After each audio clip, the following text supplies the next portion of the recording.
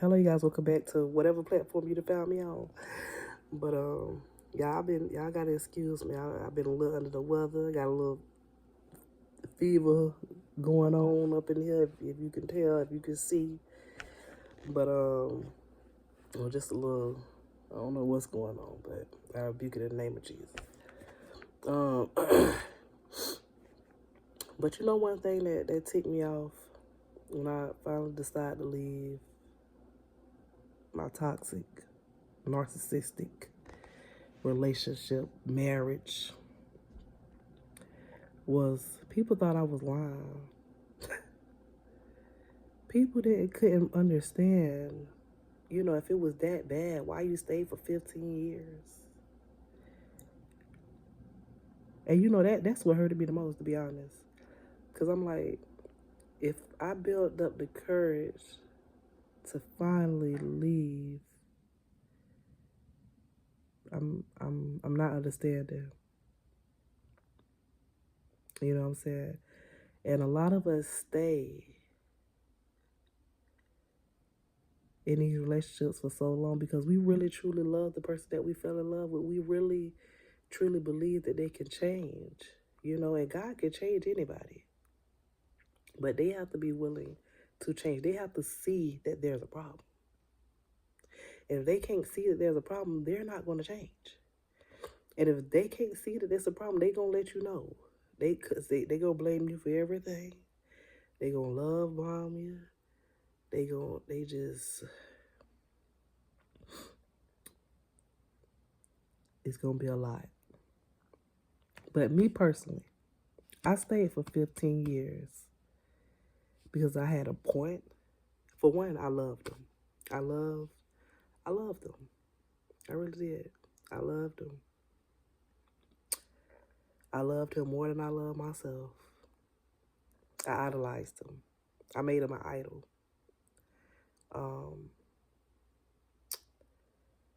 I did everything for this man. I made this man my everything. I put him before my family, my friends. I made him everything. And in the midst of making him my everything, I was losing him day by day. And that's what happened when you make people idols. Like I said, God, trust me.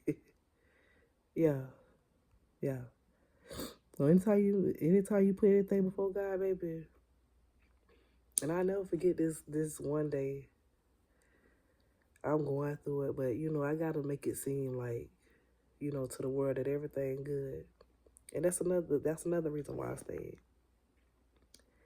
It's because I had a point to prove to society. I had a point to prove to everybody that said, oh, because he didn't have nothing. When we first got together, I don't even think I think he had a job, but he was in the streets and in and out of jail. And then when he got out of jail, I got an apartment, everything in my name, car, all that, he ain't work. So people had so much to say when he get his self together, he gonna leave her and this, that, and the third, and blah blah blah, and all this and all that. So of course I had to prove them wrong. You know what I'm saying? I had to prove everybody wrong because like you're not gonna tell me what ain't finna work, okay? Because it's gonna work. And baby, you can't make nothing work. You can't make it if the shoe fit. If the shoe don't fit, you can't wear it, okay? And that was my thing. Not only did I love him, but I had to prove to everybody else that they was wrong. When in actuality, they was right. And just saying like, when you meet these men where they are, especially when they don't have nothing, you know what I'm saying? They are looking for security. You know what I'm saying? They are looking for somebody that's going to take them in, that's going to be their mama, do everything for them. That's what they're looking for. So they can get on their feet. And when they get on their feet, they can do them. You know what I'm saying? And the whole time, you're not really realizing it till they actually start doing them. And that's what it was for me. You know, he was humble, but he was still controlling at the same time. Like I said, everything was good until I wanted to either do something. As long as I was abiding by his rules and what he wanted me to do, we was good. But the minute I wanted to do something, or the minute, you know, I wanted to go somewhere, that was a problem. Because it was the control, you know? And so eventually, you know, my thing was, you know, because I idolized my husband and I made him my everything. And, you know, I instead of, you know, arguing and dealing with, you know, that and get him upset, I I stopped doing, you know, I minimized the stuff that I had to do. You know, if I only had to go to that one friend birthday party a year, I went to that one friend birthday party a year. You know, if I had to, you know, it was even to the point where, like I said, it don't care who it was, your mama, sister, whoever, it was a problem. It was a form of control. Um,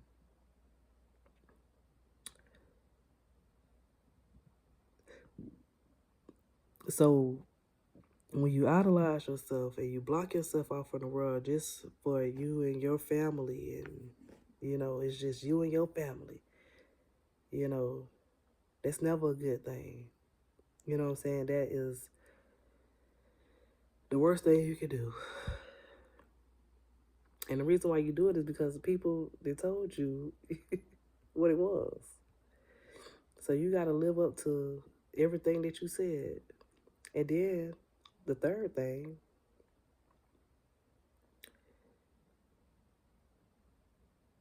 being Christians, we believe that we have to endure everything that we go through in a marriage. You know, like we have to accept the abuse. I don't care if it's mental abuse, emotional abuse, physical abuse. We feel like as Christians, society has told us that we have to accept the abuse. I mean, you have, like I said, for 15 years, just dealing with unnecessary stuff, blocking all type of blessings, not elevating, not not getting the abundance that I deserve, all because of what society has said I should do.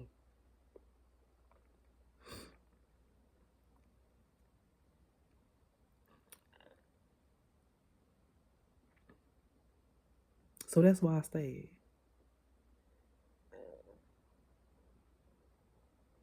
And I thought he was gonna change, you know. Like I said, he would breadcrumb me. You know, he would have me thinking. Every time I would be about to leave, he'll breadcrumb me with the old him. I'm talking about crying snot book of tears. Oh, I love you. I love you. And then me being the person that I am, I accept because I'm like, you know, this is love, you know. This is love. You know, I got kids, but I'll be married. You know, I have to accept this. Like I have to endure all this. But baby, I'm hurting in the inside. I'm broke, busted, and disgusted. I'm going through it. Every time I walk out the door, I gotta put on a fake smile. I'm never happy. Who wanna live a life like that? All just to say they married. I did it for 15. I was married for what, 11 years. I was with him for 15 years. I did it. I've been there. I done it. Ain't worth it. It ain't worth it.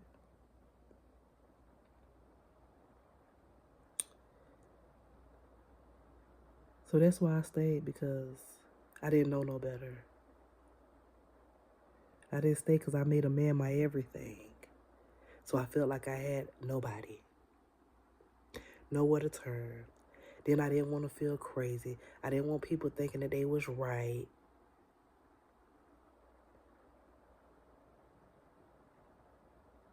I didn't want to feel like I let God down when he told me himself to leave loud and clear. I heard it loud and clear, sitting on my couch, boo crying.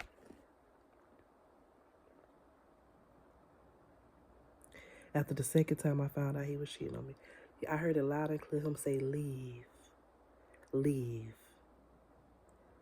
And I'm thinking this the devil. This because, God don't like, he don't like divorce. But baby, when it comes with abuse, mentally, when you unhappy, when you truly unhappy, that's not the plans that he has for you. His blessings come with no sorrow. Like what? Why? Why do we as women feel like we have to endure stuff that's not for us? So this time, after 15 years, I chose me. I chose me. I chose me and my kids. That's why it took so long. Because I had to get over everything that everybody was saying and focus on me and get me together. And people still might not understand. But baby, God don't bless no mess.